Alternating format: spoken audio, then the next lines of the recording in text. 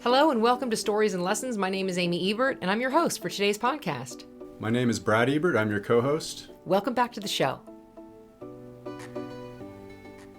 It's my pleasure to introduce our guest, who is the host of the enlightening podcast, The Homeschool How-To. She brings a wealth of knowledge to families considering diving into homeschooling or looking to enrich their experience. Today we're here with Cheryl Daley, and she is a homeschool mom of 2 children, correct? Yeah. 2 kiddos.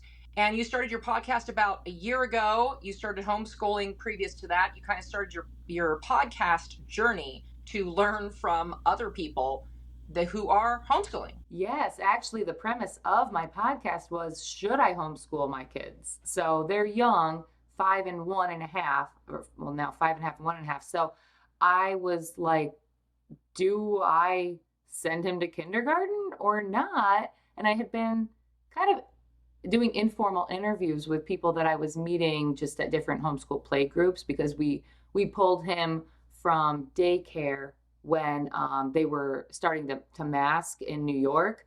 We figured that, this was just a time for him to learn speech. He was already having issues with speech, and putting a mask on him wasn't going to help those matters. So I was like, well, let's go to homeschool groups because they need to be socialized, right? So I would go to these homeschool groups because they're the people meeting all week long, and just like asking them lists of questions. And after about a year of this, I said to my husband, maybe I'll start a podcast and just put these questions into a podcast. And he usually doesn't think my ideas are all too wonderful, but this one he was like, wow, that's actually a good idea. So I knew I should probably roll with it. You were working a full-time job previously to homeschooling? I have been a government worker for 16 years. Yes, fresh out of college. Didn't really know what my path in life was supposed to be, as most people of 18, 22 do not. My sister's kids are all going through that phase in their life right now. So my mother and father were both state workers and pushed me to do that because there was, what else are you going to do? And I took the tests, got into the government role, the civil service role, kept taking more and more tests and would move up the ladder. And just the whole time it was, oh, your pension, you're going to be so lucky to have a pension one day. Most people don't have a pension. So really, being a government worker, all you hear is this pension, pension, pension. Wait till the day you get a pension. It doesn't matter what you're doing with your day now. It doesn't matter if you enjoy the work, if it's fulfilling or not. It's just the pension is waiting. Right. In 30 years, it'll be worth it. Yeah. Yeah. So yeah, I never thought I would leave this civil service, government work, because I was going to get that pension. I, was very happy about it. Was actually the first time I was in a position in the government work that I didn't mind doing. I was a liaison for federal auditors coming in to audit our agency, and then we audited county agencies, and doing the kind of basically a liaison between things was something I didn't mind. But all the other positions in my government work, it was kind of like, wow, whether I'm here or not, it doesn't really matter. I'm sitting in the cubicle from 8 to 4. They tell me when I can get up to take a break, who you can kind of talk to, when I can take vacations, what you can say and not say. And then, you're under the fluorescent lights all day, and then they tell you can leave, and the whole cattle call all goes to their, to the parking lot and goes home and does it again the next day. Sounds a lot like another government program we call public school. Yeah, yeah. And it has taken a lot of time to realize that this was all training. Indoctrination is another word that people use often in this realm. And one day it hit me that, wow, they've been training me in a classroom to think that sitting in the cubicle is a way to live our life. And it never dawned on me that there are other options out there, because they dangle the carrots like health insurance and pensions and 3% raises every year. Wow, that's great, right?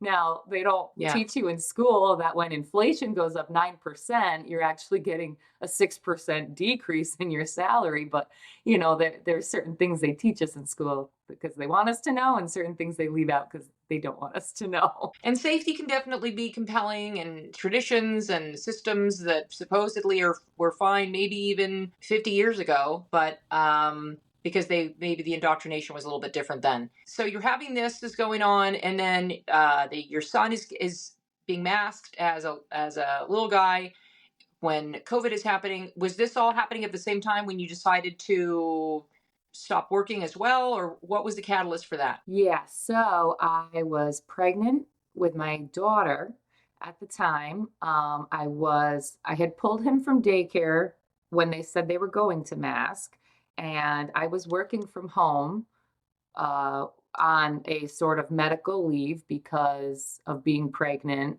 And I'm just kind of, a loudmouth, like the person in the office that was kind of giving the uproar about the masking and, different things they wanted us to do. Um, and I was one of the ones saying, I ain't doing it. And I was like a loudmouth about it. So they were happy to tell me, approve my doctor's note to work from home. I think they were just kind of like, get out of our hair, go work from home for the rest of your maternity leave. So I had my daughter, she's 19 months now, and I have not been back. So it, I would have to say, has taken a good over 2 years to really get my mind around you can let the pension go. You can let the salary go. I mean, it's a good salary for what you actually just had to, just show up. Like there are people, I don't know how familiar you are with civil service, but it's all government. It's your federal workers, it's your state workers, it's the county workers. And I'm going to tell you right now, the county workers are the ones doing all the work. They get paid the least and they do all the work. They are handling the front lines of these people coming in and needing services. And they're the ones that probably go home at night and can't sleep because they know this child could be getting abused, or this family doesn't have food, or this family doesn't have a place to stay, but they get paid the least. Then you've got all these higher up agencies, and yeah, geez, if I was getting a pension, I'm not getting it anymore, right? With telling all this, but we're just oversight. Well, what does that mean? It doesn't do anything. You don't need that much oversight, and No. it's every level of our government, and it's ridiculous. So I was starting to kind of see that, like, what am I going there every day for? That, we're supposed to have our babies. And I did this with my son, gave him over to the daycare system while I continued to work. Now that I'm home with my daughter, I see all these things that I missed, and my heart breaks for the moms Right. that don't even know what they missed. And it breaks my heart that I missed a lot of this stuff with my son, just little Yeah. things like being able to nurse because your child is, going through a sensory overload and they just want to be near mom. It has nothing to do with being hungry or anything. It's just that comfort. Or when she wakes up from a nap, but she's not really ready to be up, something woke her up and she just needs to cuddle and go back to sleep for a little bit more. And it's like in the daycare setting, it was one kid's up and the domino effect. They're all up, whether they need it or not. And rushing the kids out of the house in the morning to do the daycare, do the before school, then the after school, and then whatever sports we feel obligated to rush them in. And it's really all these things started weighing on me to think maybe this isn't natural, even though they tell us that this is the natural way to be. But when I started really talking to some of the people that I was interviewing, it was like, no, when you look at the history of education, like 100 years ago is really when education formally began. And, with the Rockefellers and I believe Horace Mann was a big part of that. And when you read books like Dumbing Us Down from John Taylor Gatto or Free to Learn, it really opens your eyes to no, the only reason you think that that is normal is because we see it all over our society, like TV, movies, social media, and just pressures of all and from teachers. And we think that because teachers have to go to school to get their masters, that that's why they're qualified to teach our children, and we are not. However, they might be qualified to teach, how to read and write and do all of the things, but they're not prepared in the school that they go to, however much schooling it is, for what that classroom is going to throw at them on any given day. And before the purpose of schooling becoming an indoctrination factory, before that, it used to be you'd have certain families that were saying these are our values and we want them to learn to read and write and do math, and also these are our values and these are the values that will be instilled as well. But that's the part that's missing now. It's like somebody else is deciding what the values are in the public school. While they're doing reading, writing, and math, they're instilling these non-values, basically, that taking God out of the school system and things like that, just slowly over time. And it just seems like maybe this is why people didn't notice it so much earlier, because I'm just surprised, why are we all the ones that are kind of noticing it, that nobody, a tiny, tiny percentage of people really noticed it before, but all of a sudden it seems like a lot of us are noticing it. And I'm just surprised that, I don't know why we're the ones that are. Maybe it's just a bigger push, but somehow, for some reason, it's just, I'm just wondering why it took so long, I guess. We hope you're enjoying today's episode as much as we loved creating it for you. And speaking of creating content, producing this podcast takes time, effort, and resources. We invest our heart and soul into bringing you valuable and entertaining episodes week after week. If you've been enjoying our show and would like to show your support, we have a fantastic way for you to do so. You can now support the show by making a small contribution through our Support the Show link. It's really easy. Just click on the Support the Show link in the show notes section, and it takes you right to our donation page. By donating, you'll be helping us cover various production costs, upgrading our equipment, and securing amazing guests for future episodes. Every little bit helps us tremendously in elevating the quality of our content. The platform is a user-friendly website where you can contribute easily. Plus, it's a fun way for us to connect with you and show our gratitude directly. We'll be sending some exclusive bonus content, behind-the-scenes footage, and special shout-outs to our supporters. So if you appreciate what we do and want to be part of this amazing journey, consider buying us a virtual cup of coffee or two. Your support means the world to us. Together, we can make this podcast even better and continue delivering top-notch episodes for your enjoyment. We appreciate you for listening and thank you in advance for your support. Now, back to the episode. Yeah, I think COVID had a lot to do with that. People were seeing with their kids at home and the online school what was going on. You see the social media things going around where parents were overseeing kind of what was going on as the teacher was on the computer and the students were learning and what they were saying. Then you also have the fact that during COVID, parents didn't have any say. If they didn't want their kid to be masked in school, like that was kind of my first eye-opening to, wait a minute, I don't want something covering his face. I'm his mom. What do you mean my say doesn't matter? And I was in a private daycare, but even private daycares, if they're doing things by the law, they have to do what the state tells them to. So it didn't matter what mom wanted for her son. It didn't matter what articles I could find and studies I could find to say, hey, maybe this isn't healthy for them. That didn't matter. So that was the first time I really opened my eyes to, even though I'm the parent, I have no say in what goes on in those walls of whether it's a daycare or a classroom. And even if they're private schooled, the private schools most of the time do accept some form of funding from the state or the government.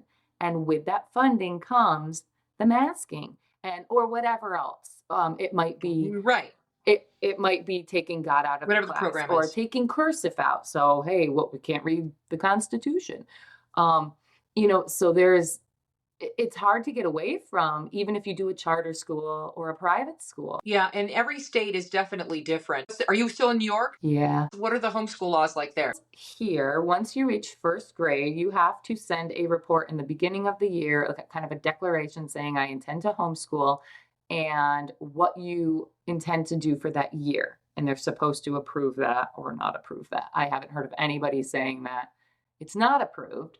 Yeah. And working for the government, I know that it's just, it's unorganized and they're like, hey, as long as we receive the document, that's fine. Sometimes the schools will be the one to read them.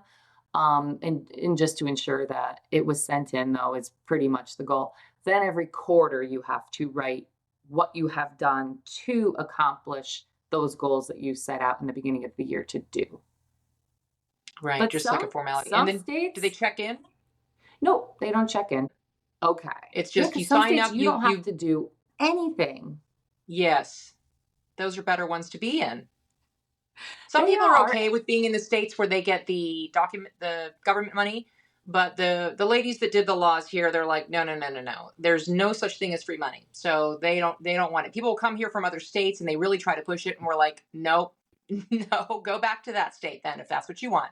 But we're going to keep this one the way it is. Yes, and that's another thing coming down the pipeline with homeschool credits, as they like to call them. They have a couple different buzzwords that they'll call this money that they're giving back to homeschoolers. And a lot of people are accepting that because, you do pay taxes for your kids to go to the local public school. So if you're going to give me a Yeah. credit, hey, that's wonderful. However, if there's not strings attached now, there will be down the line. So we want to be very aware of that, whether you accept them or not. A couple examples would even be if you can use that money for anything. So say it's for, like, you want to take your child to, one woman that I recently interviewed said a gymnastics class. So she did not accept the state money, but she was going to a homeschool gymnastics class.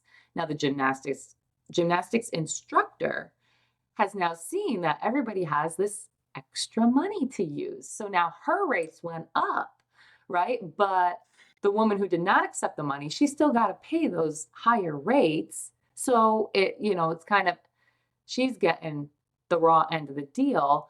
Yeah. And then what about when they say, okay, now you have to use the curriculum in our local, public school if you want to continue to get this money, or, it could be any number of things that they put restrictions around. So we really just want to be aware of that as we move forward and pay attention to what laws are going through. That's one of your paid programs that you have where you do deeper dives into different curriculums. How many different curriculums have you podcast for so far? Like how many curriculums have you analyzed, I guess? Yeah, I just started doing that because I've been doing just interviewing homeschooling families for over a year now, and it's been going wonderfully. But as you know, you have to pay for the recording platform, the distribution platform, the microphone, the camera, the lights, and just your time. Like right now, to do interviews, my kids are, with someone else. So it's, Right. yeah, you get to a point where, okay, I have to make a little money back because Right. it does cost a lot. So I said, you know what? I really want to just know about each curriculum because even for myself, I started out with one in the beginning of our kindergarten year and have switched a couple times throughout the year. But it's like, how do I know what would work best until I know about them all? Because what works for someone is not going to necessarily work for another family. What works for my son might not work for my daughter. So I said, all right, let's do these like short, like 20-minute deep dives into curriculums. And I've only released about 4 episodes so far. I have 6 more in the backlog ready to be released. And people, they just love to talk about this stuff. So I thought, I don't know if I'll be able to get anyone on the podcast to talk about it. But no, people love it. And there are so many curriculums. We've released one on Blossom and Root, My Father's World, all about reading, all about spelling, math with confidence, the good and the beautiful math. And that's only like a handful. There's so many. There's so many. That's what people don't understand too, is like you get to choose the curriculum.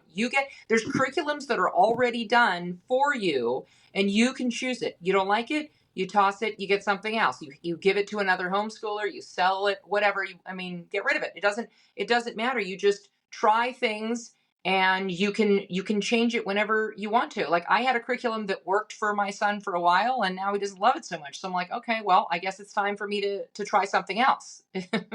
And you can't have that choice. Yeah. And even though you can, there are a few different websites I've seen that will kind of give comparisons, or homeschool coaches that will help you in the direction. But I just thought this would be a nice way to sit one-on-one with somebody actually doing it with their kids, and tell us what you like about it. What don't you like? Is it religious? Is it not? How long does each lesson take? Because that's another thing. You think like, Yeah. okay, level K, that's going to take the whole kindergarten year, right? But if it only has, I don't say 118 lessons, well, depending on how long how many lessons you do a week, that you might be done in February. So then what? Do you add on supplements? And that's another thing. There's so many supplements out there. Do you need the supplements? Should you be doing them? I mean, if you try to pack all of this stuff into a kindergarten's day, which is what I had done in the very beginning, it pushed back. It was terrible. It was terrible. Both crying on his and crying on mine. Like, I can't do this. So yeah, before you invest the money, it's nice to know what you're getting into. So that was my goal with the paid subscription. It's $3 a month, and even if I got 100 subscribers, like what's 300 a month would, like, that's my goal, to get 100 subscribers, and it might take care of a little bit of this and like getting a sitter for while my kids are away, Right. and I can do the podcast, because it is just fun and informative for me. And I'm working on writing a children's book right now. The website's all set. It's just the illustrations are getting done, and I don't think that really makes money either, frankly. but us homeschool moms, like, if you're leaving your career, and I know I don't need to feel like this, but you kind of feel like, oh, I should be contributing monetarily, especially if I'm spending money on the podcast each month. Right. But I also, in doing the curriculums, I was noticing that, for instance, the good and the beautiful in math, it would do little blurbs on, do you know your mom's address? But I'm sorry, do you know your mother's phone number? Okay, so that is so important. And I started thinking, geez, this is stuff that we really need to know. So that was only a couple times. I had to practice with my son extra, because, to memorize all those numbers is a lot. So we'd be riding in the car, and I'd say, hey, can you tell me my phone number? And it took months actually for him to actually remember it. And then I was like, what about our address? And so that took another couple of months of just, we're in the car, and hey, could you tell me our address? And you say it wrong, and no, this is what it is, and practicing again. And what about my first and last name? Do you know my first and last name? Well, what about dad's? And these little things. And I'm like, this stuff isn't in any of the curriculums at nauseum. Not that it needs to be at nauseum, but it's really good information to know. So I started asking teachers if this was in school curriculums, and not really, because how are they going to sit with each child and ask them their address? And that would take away from the rest of the class, and their mom's phone number. So that's not happening in the classroom. And I think one society keeps us so busy that we think everything our kids need to know is actually happening in the school. I mean, we're paying what, 10 grand a year for taxes. They have them from 7 a.m. till 4:30 p.m. Like, what else could they possibly need to learn outside of that? And on top of the homework, right? So maybe at these ages that they're learning this stuff, they're not getting the homework, hopefully. And then with sports, so it's like, when do parents have the time to teach this? Teachers aren't having conversations with parents in the beginning of the year saying, hey, this is what we teach, and this is what we expect to be the parental responsibilities that you guys need to kind of pick up on. That conversation isn't really happening on the grand scheme of things. So I was like, let's do a children's book, an interactive one. It's in rhyme, but then there is also dialogue between the parent and the child. on talking about, you know, their phone number, mom's first and last name, dad's first and last name. And this is a big one. We don't have landlines in our house anymore, generally. I do now, but I did not. When we were kids and there was an emergency, you knew where that landline was. You picked it up, Yeah. you called 911, and at least that was a reliable spot. You didn't have to worry about, is it charged? Is it locked? Cell phones lock. Cell phones are always in a different spot. So do kids know how to call 911 if grandma's watching them and has a heart attack? So that's another big reason They ask Siri to do it. Yeah, right? Ironically enough, Siri will not call 911. I think it was Maybe too many that's false calls. There might be a way right. that you can program it, but from what I have researched, Siri will not call 911 because it would overhear it and send ambulance where they're Right. not needed all the time. Yeah. So there might be like extra layers you could put in place, but how many people think to do that? So maybe with the book they will, and I'll have to look into that more. But from what I've researched, that it won't. But so yeah, the book it talks about how to call 911 from a locked cell phone, and kind of prompts you with pictures of the cell phone on the page, or tells you, you can take out mom's phone and do a practice right now without actually calling them. But Right. little Without things like that, and about what to do when a stranger approaches, what to do about internet strangers approaching. Because again, we forget, even if we don't allow our kids the screen time, you don't know what's going on at their friend if they go to a friend's house or a cousin's house, so you really do want to kind of prep your child for that. There are people on the And the internet safety features of anything really can't be encouraged or hit home enough. Like it's really Yeah. something that you kind of have to do over and over again, because especially when they're young, they're just, the world is like a fun place, so they trust everybody, right? Because mommy and daddy are awesome. So everybody else must be too. And it's like, unfortunately, that's not the case. So Yeah. safety is definitely something that has to be done over and over again. You think that they know things, and again, especially while they're young, it's really important to think about the things you are teaching them, think about the people that they're around, and all the different safety features. I will say that one year, I don't remember because we did a few years of public school. They did pretty much. I feel like it was a lot with the phone numbers and the address. The phone numbers for sure, and the address. I feel like he did that a lot. But that's Good. interesting that some schools are not doing it at all. I do think that my son that would be friends with other people in the neighborhood that didn't go to the schools that he went to, sometimes they wouldn't know their phone number or their address, or even actually the city that they live in. Yeah. We're spending a lot more time teaching obedience with these kids when they're young than actually teach them life skills, things they need to know. And that's been a thing. Like, I didn't grow up learning any life skills. I grew up in like upstate New York in the city, and nature was like not a part of any of it. I moved out to the country now, and I was thinking, geez, I shot myself in the foot finding this guy on Match.com. I should have specified I need internet. I need, and lo and behold, it worked out. And now I'm like, thank God we're out here. If we need to dig an underground bunker, we can. Yeah, they need to do a whole series on how to dig that underground bunker. Really, right? Some people are doing it, so we're like, okay, why are they doing it? Exactly, right. If Mark Zuckerberg's doing it, what do we need? What do we need to know? Right. What do we all need to be doing that?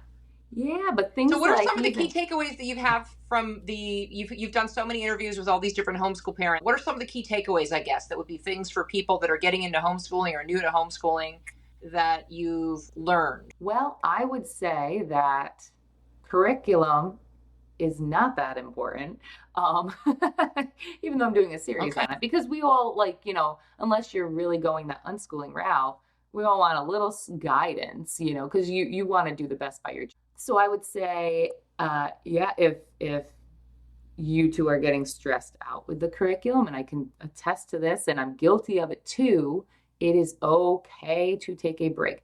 There is a fine line between every time they get frustrated, we're not just going to walk away or take a break. Like, you'd spend your entire day taking breaks, right?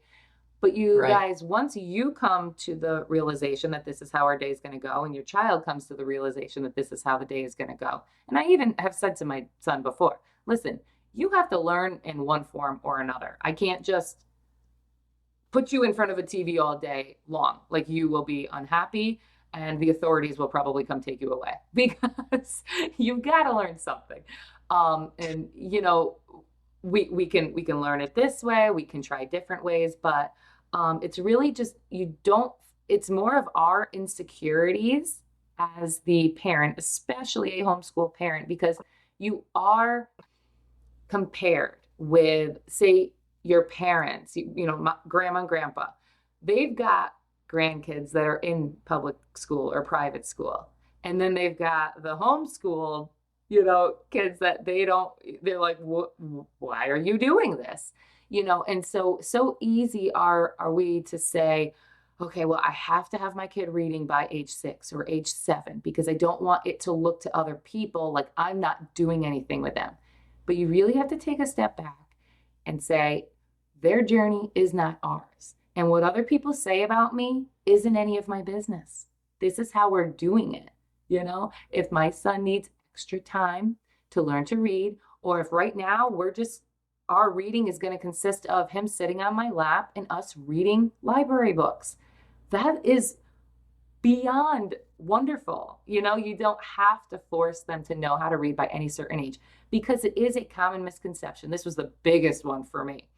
I thought there was a list of criteria by the end of each grade that a child had to know. I don't know what I thought was going to happen if we didn't know it, because, I mean, I went to public school and I got a bachelor's degree and I don't really know anything. But I thought that there was, you know, they got to know this much math and this, you know, this times tables by this age and this much about science at this age, earth science and chemistry and all that. And there's no set of criteria. Like, that was the biggest thing for me. Like, there's nothing. You can teach them whatever you want. If you have, so this is what I would suggest to parents who are interested in homeschooling or already homeschooling. What are the goals for your family and for your children? They're going to change over time. But is your goal getting your kid to a 4-year college? Okay, well, that might take a different path because there might be some AP exams that they will need to pass someday. But maybe not even, because a lot of colleges are accepting all different things. They don't need a diploma or well, we have regents here in New York. I don't even know if that's a thing that other people have. I think that's just New York. Thanks, Cuomo. But you know, so there's nothing stopping you, even if your kids are 5, from reaching out to some of the universities nearby and saying, what are your criteria for homeschool students? Then you know what you would need to do. But is college really your goal, and why? Because if your kid can do something like a trade, that's what they're into, Yeah. then yeah. what you're going to expose them to is going to be totally different.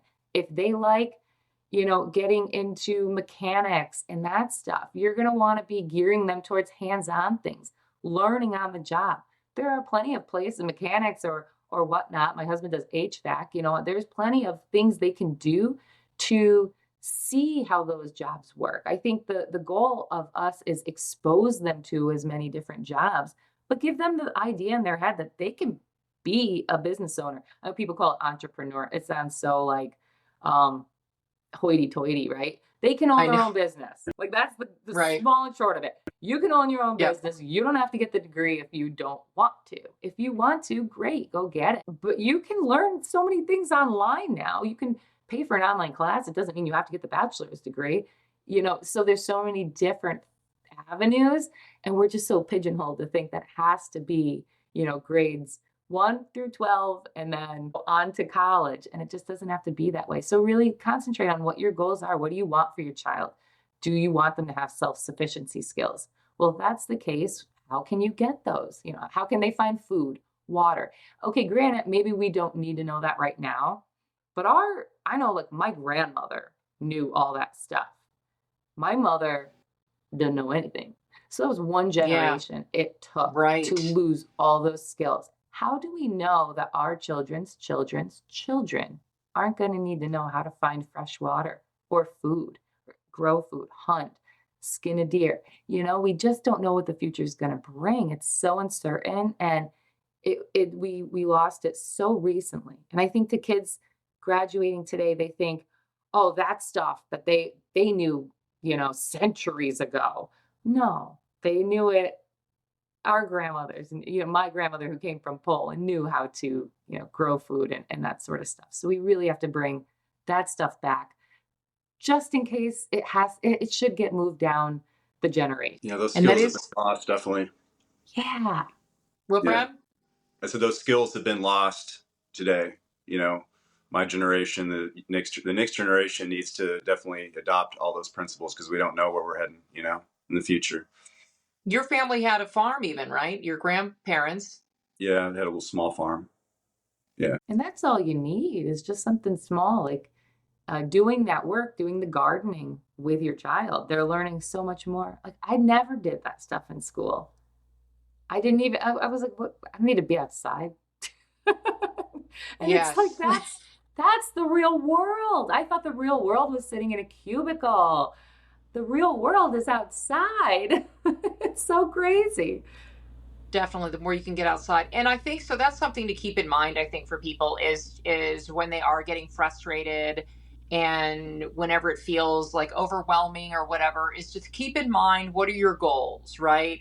And they could be daily, they could be weekly, they could be yearly, it could be the big picture. Have the big picture in mind, have the niching it down as well, the month, the yearly, weekly, have the goals for the year, and not only your goals as a parent, but it will make it a lot easier for the children as well if they are in on the goal, the assigning of the goals. All right, what is it that you want to do? What do you love? What do you want to learn about? So then it just kind of puts the ownership back on them too, because if one of the reasons why we're doing this is for them to have the ownership, them to have the self-sufficiency, them to be able to be like highly functioning adults at some point in their life, as soon as they want to do that, then that means that there's a lot of things that we have to trust them with, that we will learn to do a lot easier because they're under our care. Mm-hmm. So I don't remember anybody. My son's first grade teacher asked us our goals too. She was a real sweetheart, but I don't remember anybody else any teachers asking him, what are your goals? I think she was the only one to do that, to ask him, the first day they come into class and he writes, what does he want to learn about? And then she asked us about that stuff too. Again, she's a unicorn, but there's a lot of really good teachers out there too. But I think they got to have so much done. I mean, I remember one of his teachers, there were so many tests that she was supposed to do. She was like, I have to cut them out. Like they don't want to do all this stuff either. I mean, if they had more authority as well, they'd probably love to be like, sure, you 20 parents, you guys have all the same similar values, and these are the types of things you want your kids to learn. And we've read those in those books, those of us that are homeschooling that have read these books, how they've done these things in certain schools, but adults are so programmed too. Like, I don't know, that can't work, to let them have that much freedom and have a classroom filled with freedom. But I mean, that's like obviously a direction that would be beneficial for everybody. So that kind of brings me to a question too, that some people have, a lot of people have, that have you talked to anybody, or are you doing this yourself, when it comes to co-ops, and anybody that you are aware of that you've spoken to, or if you're doing it, where you have like a successful co-op and what's involved and how to get that started? Yes. People that I've talked to on the podcast have done so many different variations of co-ops, and it's really endless. And some people love them and some people hate them, and some people do them for a season. And so it's definitely finding your niche. We did one last fall. It was just starting out because there had been one in the area that had over 100 kids in it. So this one was taking the overflow, and they were starting out. And I can't say I didn't enjoy it. I got stressed out because I got stuck teaching gym.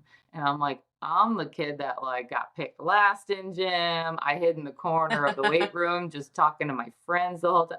Like, I can't do gym. And it wasn't very big. So I had like 2 teenage boys for an hour for gym. I'm like, what am I supposed to do with you? So that more stressed me out.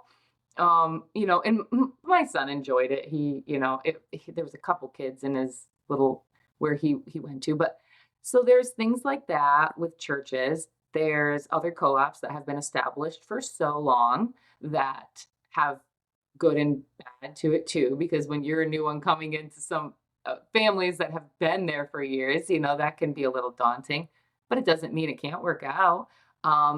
You can start one that you want with Facebook groups.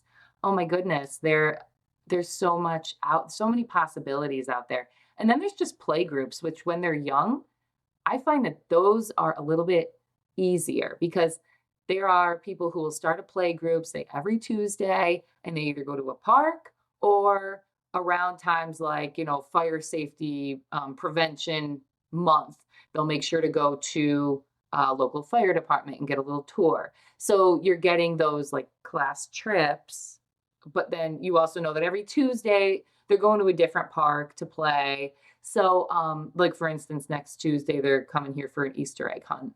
So there's all different from very structured where you drop off your kids, you pay the money and you pick them up at the end of the co-op day, all the way to, you just can have a play group every week and do a little field trip here and there. So, and there's everything in between. So if you don't have something that you are interested in your area, or you've been to some and you don't feel that you've found your people, start one of your own. What's the worst that can happen? Nobody shows up and you stop doing it. Like, that's okay too. Right. But keep it going for a little bit, because as people find you and people find, oh, are you their fit?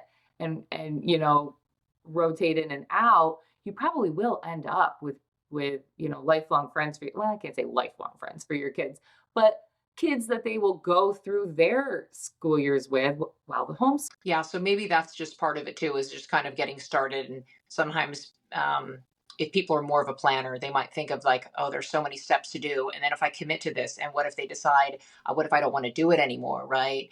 So, I mean, I guess that if that's some of those roadblocks for them, it'd maybe be like, just tell people, hey, I'm thinking about doing this, and just get started, and then maybe and then see if somebody else wants to do it with you also, so that you don't have all the burden, or maybe make it real relaxed. Yeah. I think those are things, because some people are just kind of the overthinking, the overthinking part, where it's like, yeah, how do I do that big daunting thing? And maybe it is just as simple as, well, you're already there's so many great homeschool groups that, Facebook groups, that they can just start one in there for their age group or not their age group, or whatever the particular thing that they feel is missing from what is currently available. Start that and see who else is also interested as well. Yeah, the easiest way to start it might just say, hey, every Tuesday at 11, we're going to be at this park if anybody wants to join. See who is in the area that's interested and has the free time. And then from there, you can see how that grows. Hey, do you guys want to start doing an arts and crafts, block for 20 minutes after the kids are done playing and get their energy out, so then you can add in that little craft. So yeah, it can definitely start small. We are told that the homeschool kids don't get socialized, and we are so afraid to have the weird kids, right?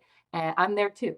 But actually, homeschooling this year for kindergarten, I have not even had time to sit down and like watch TV. And now, granted, some of that is because I'm doing the podcast. So, but like, we're very rarely is there a day that we're just home with nothing to do. There's always, like, even if it's just one-on-one playing with a friend, chances are there's somebody homeschooling in the area that works. So even if it's just work from home and their kid's home with nothing to do, well, maybe you can organize something where if you're looking for money, hey, for $20 a day, I'll take your kid, and they got something to do. Your kid has something to do, a little socialization going on, and then you send them back. Now, or if I take your kid on Monday, maybe you could take my kid on Thursday, and now I get a little break. So there's just endless possibilities, and it doesn't have to be a structured thing. Just let them play. You can handle the math and the reading and the writing on your own. You don't necessarily have to, make it anything formal. Just play date. Right. Just have play dates, and it could be just maybe it's a science play date, or if they want to, or whatever, depending on their age as well. Because that's some of the Yeah, things I send a think little that some people, experiment. right, exactly, experiment with it and find what works. Like even when you first started with your podcast, it's kind of taken a little bit of a, did you know that you were going to be also be doing deep dives into curriculum? Like, first of all, you were just wanting to talk to a bunch of different people about their experiences. Well, now a year's gone by. So of course you have a lot of experience yourself, and you've talked to so many people. So you have a lot more to offer than you did a year ago. So the podcast is going to look a little different. And then you're also doing things with curriculum. So are there, pivots that you've taken along the way with doing the podcast? Yeah, definitely. I first reached out just on a Facebook group saying, would anybody like to talk about their homeschooling journey? I'd like to get someone from each state because they all have different laws. And I think it'd be interesting to hear the different variations in the laws. And then that slowly catapulted into, well, hey, I was a former teacher and this is why I'm homeschooling. And I get a Right. lot of former teachers, which just solidifies my reason to want to homeschool even so much more. Because if teachers are seeing this firsthand in the classroom and saying, not for my kids, then there's got to be a little validity to homeschooling. And recently I was interviewing someone that was like, hey, have you heard of game schooling? And I'm like, no. So now I'm seeking out people who are game schoolers. And of course, there's the Right. unschooling. So and there's different ways to do that. So I've sought out people who are unschoolers. People will message me and say, hey, I love the podcast, but I haven't heard you talk about homeschooling in urban areas. So I recently interviewed a couple people who homeschool in urban areas. And, in the Bronx, there was a huge homeschooling growth in the last couple of years. So I have a couple episodes getting released on that. Working out of the home. Somebody was interested in that. So I went to seek out someone who works outside the home and how they made that work. Because, that is hard, but they gave a lot of cool Yes. pointers on what you can do if you want to homeschool, but you and your spouse both work outside the home, or maybe you're a single mom and you have to Yeah. work.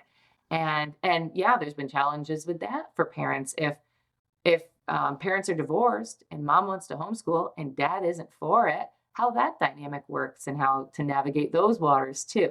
So it's definitely taken the courses. I kind of thought the whole thing from the beginning would be just about curriculum. But when I started talking to people and realized the co-op thing and the regional thing, and it just took a lot of different turns. And I was like, okay, if I want to focus on curriculum, let's just do that on a separate thing, something real quick to the point.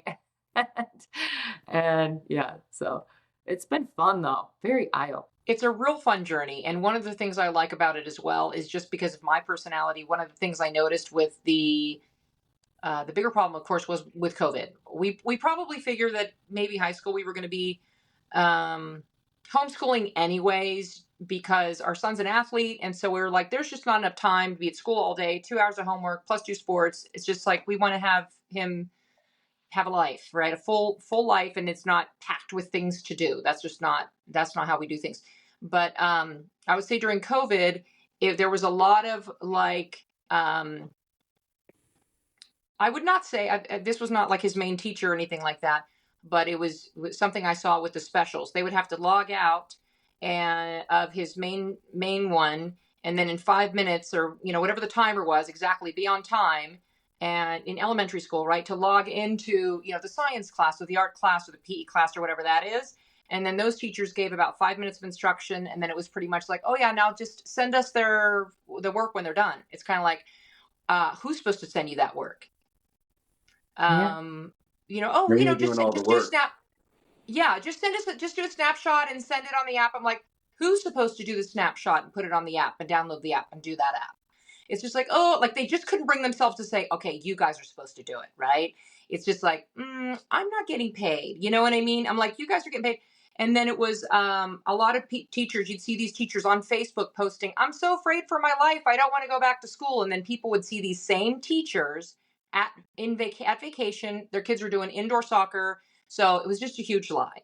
So that was just kind of disgusting for us. So we were like, and again, this was not his main teacher. He's got really great teachers, but I was just the whole system itself. I was like, I'm really not interested in my son being a part of this. And then again, we're doing the work. We're logging them in and out all day long. And so I'm like, I have to be here anyway. I might as well do it.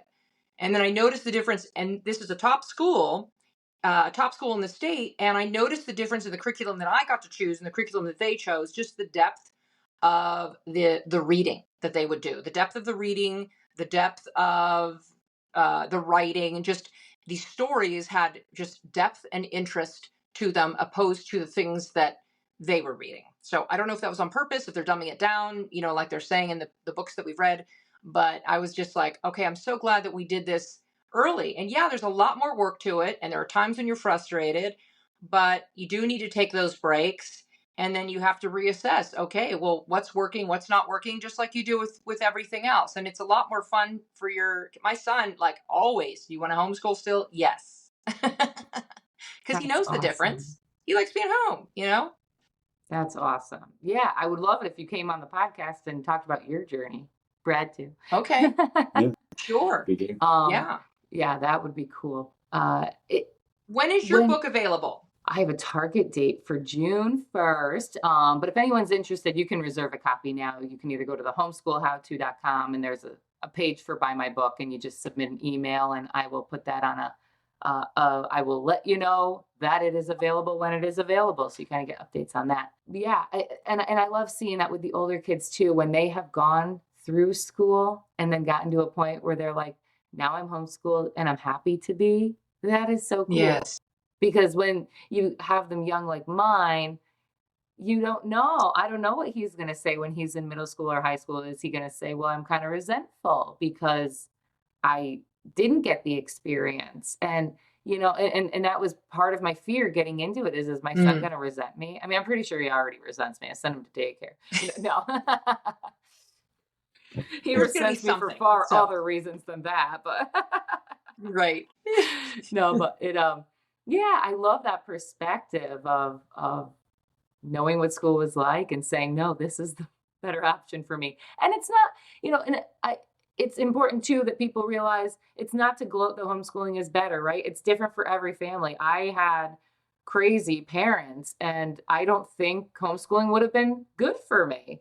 My father had an alcohol problem and I don't think being home would have been a good option, right? So It isn't for everybody. And it's also important to know that you can homeschool for a season and it doesn't make you a failure if your kid goes back into school. You can homeschool for the elementary years or the elementary and middle school and send them in to the high school years. Things might be way better then, or just for their whatever mental, state that they're in might be better in school.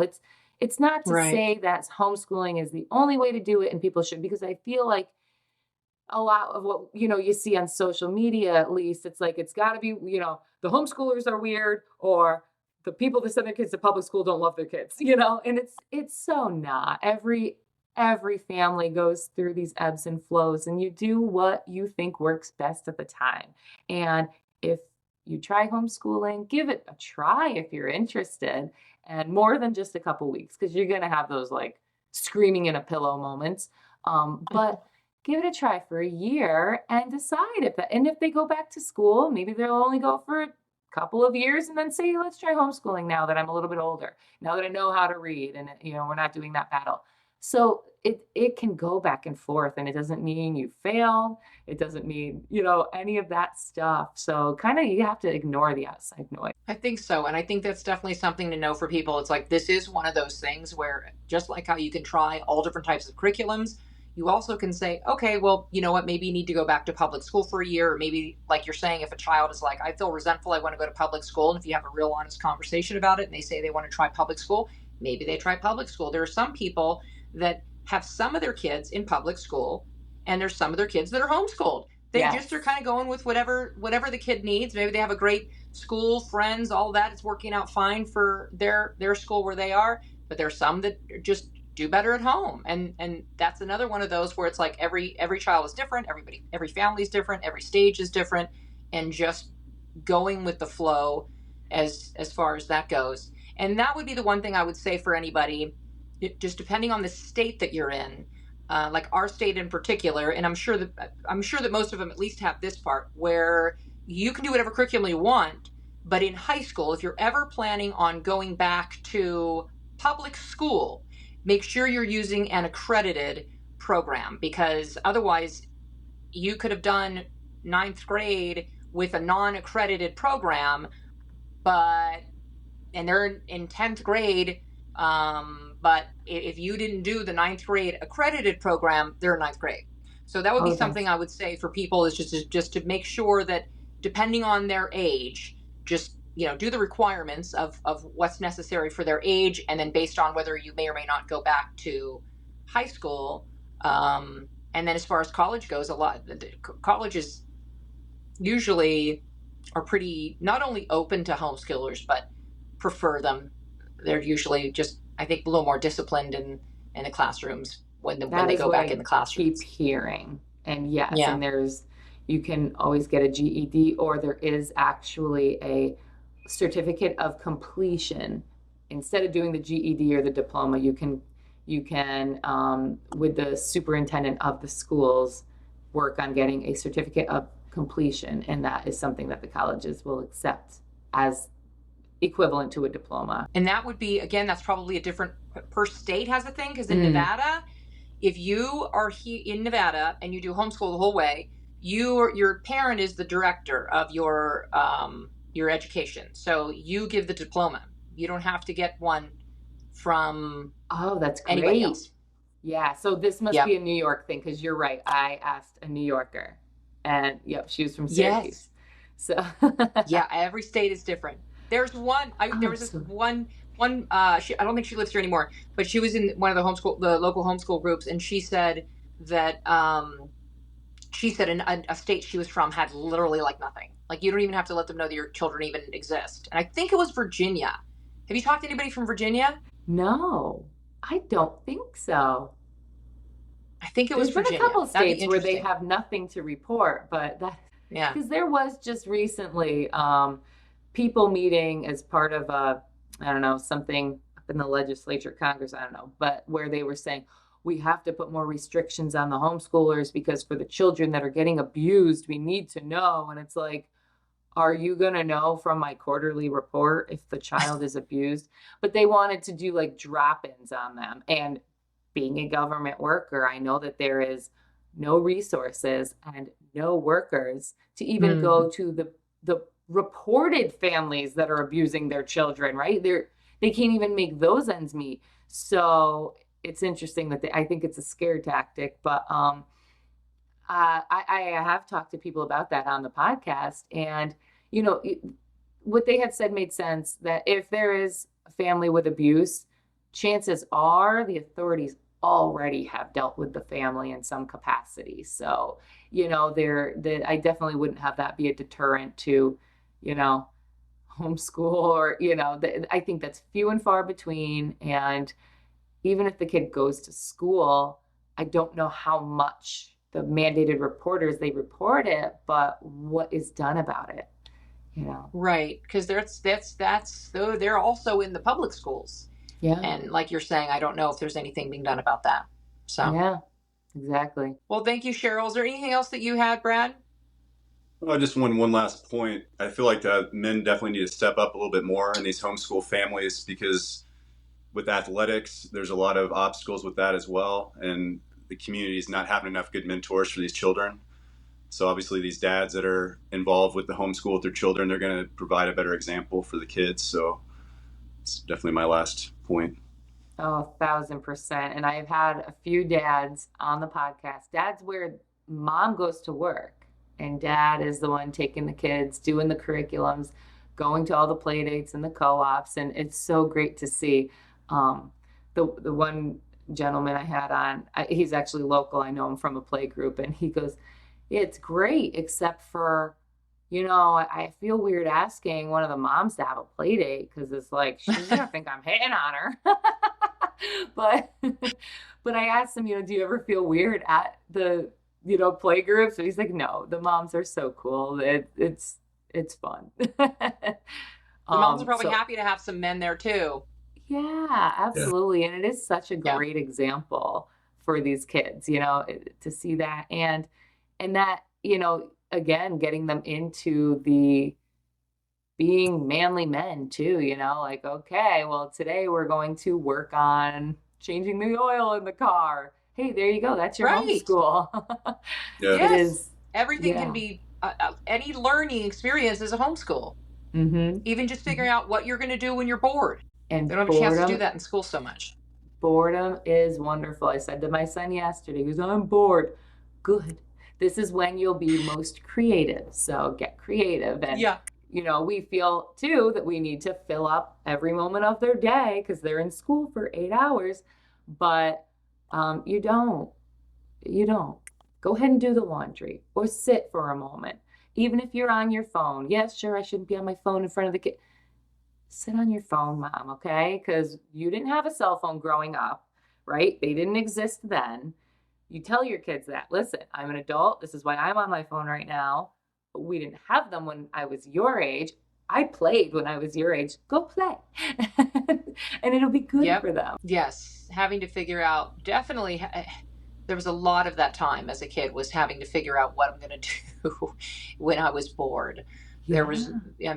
There definitely was not anybody entertaining me. So, and there is that something feeling like we have to entertain them at all times. No, they can figure things out on their own, and they're going to learn some things because they're going to have different interests than you do even. So this is their time to figure that out. And I don't think there's any kid in the world, or as an adult now, that would be like, I'm so upset that I had time to figure out what I wanted to do. I don't think any adult says that ever, right? Right. So that's a good thing. Absolutely. Well, thank you so much for having me, Cheryl. too. And so I will invite you to come on the Homeschool How To and tell us all about that. And if anyone wants to check out, I really only do Instagram. I guess it all transfers to Facebook, but the Homeschool How To podcast, you can always find me there. And the homeschoolhowto.com will have information on the podcast and the upcoming book. And you can go right to the page of Buy My Book and reserve your copy. No payment or anything is needed right now. You can just send your email and I will let you know when it is available. So thank you so much, Brad and Amy, for having me today. Thank you. It's been really wonderful chatting with you. Absolutely. Thanks. Having said that, if you haven't done so already, we are now accepting enrollments for Level Up Goal, our accountability program designed to support you in achieving your next goal. We've dedicated a significant amount of time and effort to create this program and will continue refining to ensure you receive massive value throughout your journey. Enrollment is currently available for a limited time. Here is the process to enroll and get started. Simply go to levelupgoal.com or click on the link in the description that takes you to the website where you can sign up and be a part of the coolest crew in town. Get in early because we are capping the amount of enrollment opportunities available, of course. For more stories and lessons, check out some of my other episodes in the series. Thank you for showing up and be well.